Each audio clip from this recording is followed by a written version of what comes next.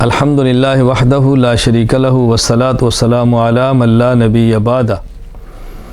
مسافر کو سفر کی حالت میں روزہ نہ رکھنا جائز ہے۔ روزہ رکھ لے تو بہتر ہے، نہ رکھے تو نہ رکھنے کی گنجائش ہے، لیکن یہ وضاحت اچھی طرح سمجھ لیں، یہ اس وقت ہے جب وہ سحری کے وقت حالت سفر میں ہو۔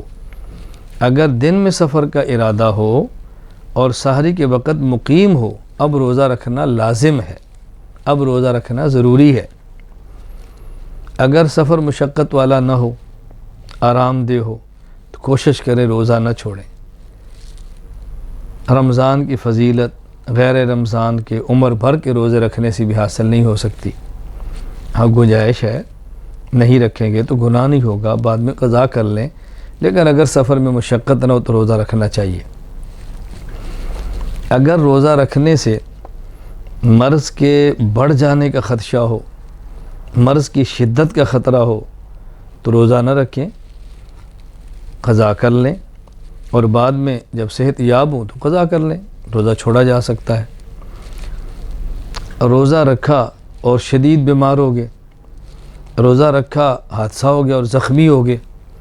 اب اگر مرض ایسا ہو کہ جو خطرناک ہو، یا حادثے میں زخم ایسا ہو کہ جو بہت خطرے کا باعث ہو، تو اب روزہ توڑنا جائز ہی نہیں بلکہ افضل ہے۔ اب روزہ چھوڑ دیں، دوا استعمال کریں، چیزیں استعمال کریں، مریض کو بچائیں، اس کی جان کو بچائیں۔ حاملہ عورت کو روزہ رکھنے سے اگر نقصان ہو اس کی اپنی جان کو یا پیٹ میں موجود بچے کو، تو اس کے لیے روزہ نہ رکھنا جائز ہے، بعد میں قضا کر لے۔